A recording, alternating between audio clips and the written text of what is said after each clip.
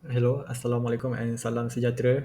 We are from Group 15, and today in this video, we will talk about how internet regulation affect online commerce.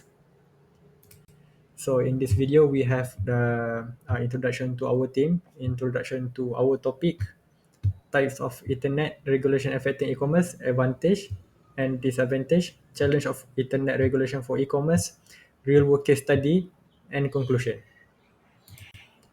This is the whole group 15. We have six people in our group.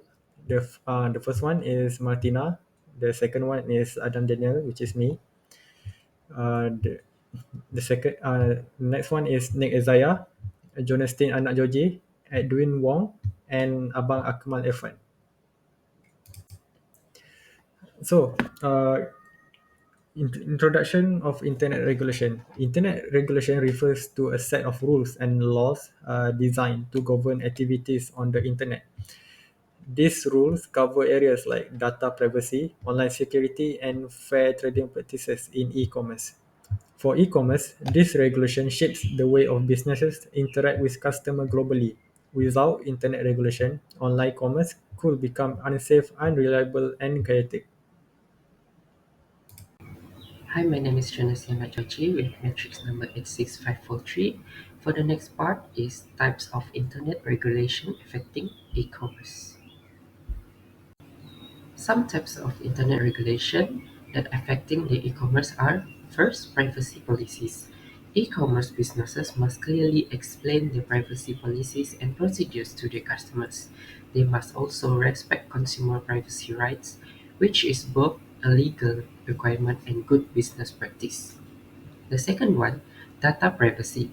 E-commerce businesses must prevent the sharing of customers' data with unauthorized third parties. The third one, electronic transaction. Online transaction platform providers must establish transaction rules that comply with contract law and don't infringe on the legal rights of consumers.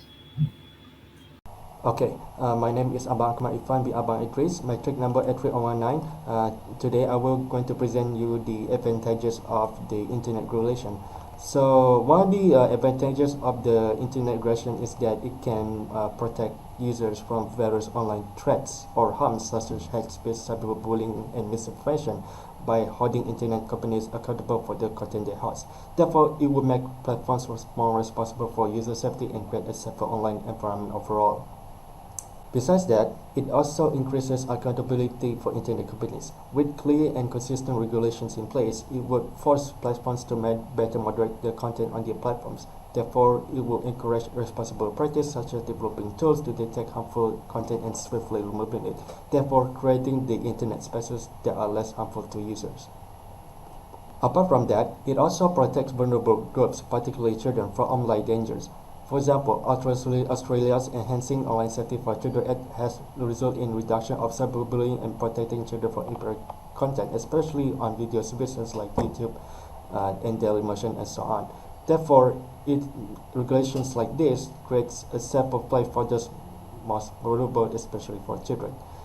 Other than that, regulation could significantly reduce the presence of illegal content such as child sexual abuse and extremist political content. Therefore, if we try to reduce these harmful materials like this, it also curbs the spread of illegal activities like this as well. Therefore, makes the internet space become less dangerous for many users, especially around the world. Therefore, preventing these internet users from getting easily exposed to harmful materials like I was mentioned earlier.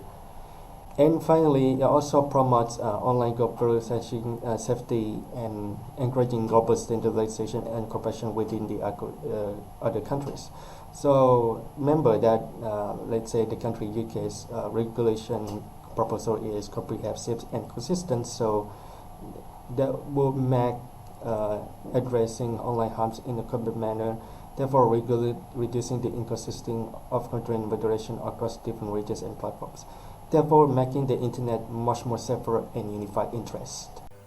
My name is Martina Anak Michael Teo. So for the disadvantage of internet regulations have four parts. For the first one is higher costs.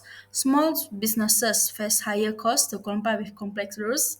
The second one is barriers to entry. New businesses might avoid online commerce due to complicated regulation. The third one is risk of fines.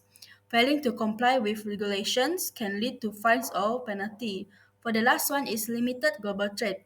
Different regulations in each country make it hard for businesses to trade across borders. Hi, doctor. So my name is Nick Zaya, metric number 86729. I'll present about challenges of internet regulation for online commerce. Okay, for the first challenges is jurisdictional issue. E-commerce operates across border, making it difficult for government to regulate effectively. Different countries have varying laws concerning data protection, taxation, consumer rights, and intellectual property, leading to conflict or gap in enforcement. The second challenge is privacy and data protection.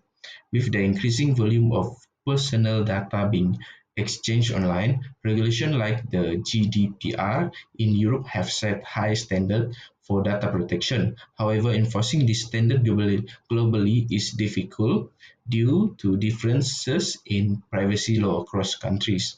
Some religions may not have strong data protection framework, making cross-border. Okay, for the third one, cybersecurity and fraud prevention. E-commerce platforms are frequent target of cyber attacks, fraud, and hacking attempts. While many countries have laws in place to address this issue, the dynamic and rapidly evolving nature of online trade make it challenging to keep up regulation with up to date. Additionally, enforcement can be slow due to anonymous nature of the internet. The fourth or last is ensuring that consumer protection.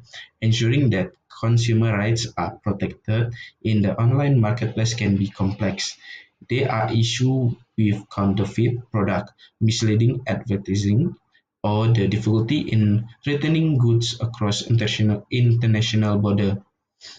E-commerce regulation must balance protecting consumer with not stifling innovation or creating overly burdensome requirement.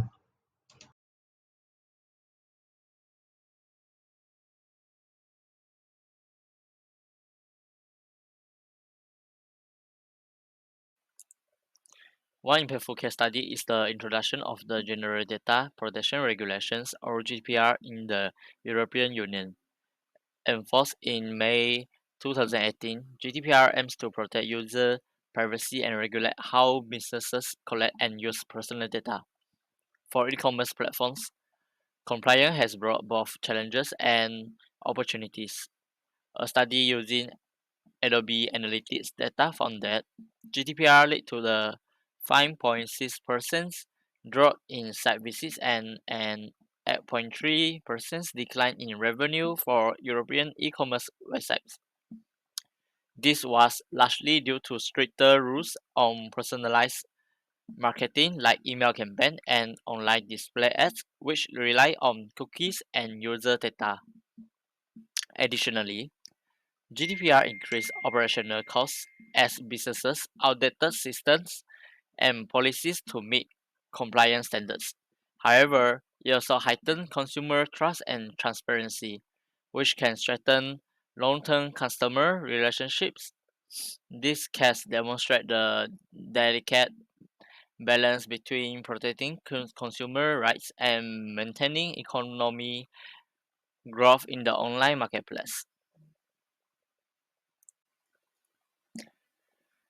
In summary, internet regulation plays a critical role in shaping the landscape of e-commerce by ensuring safety, accountability, and consumer protections.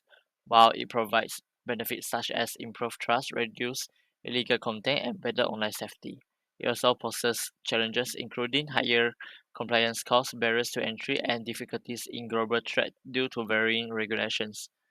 This case study of GDPR highlights both the challenges and opportunities of such regulations, emphasizing the need for balanced policies that protect users while enabling innovations.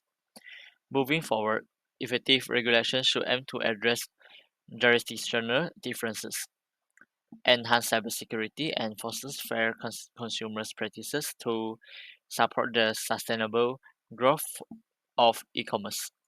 Thank you.